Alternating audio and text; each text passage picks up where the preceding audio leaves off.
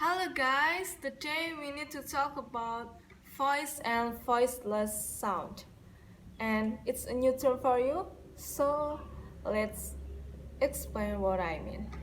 The first, go ahead and touch your term and say.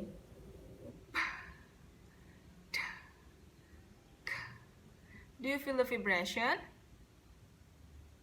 That bite, vibration caused by the vocal cords in your throat moving or vibrating.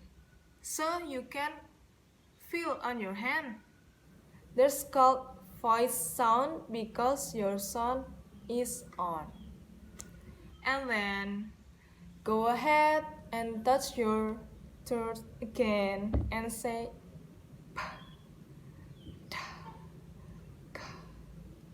do you feel the vibration? No, it's not that right. There's quiet sound or voiceless sound. Because your vocal cords are open. Because your voice is off. So when you don't feel the vibration on your hand, you are saying a voiceless sound.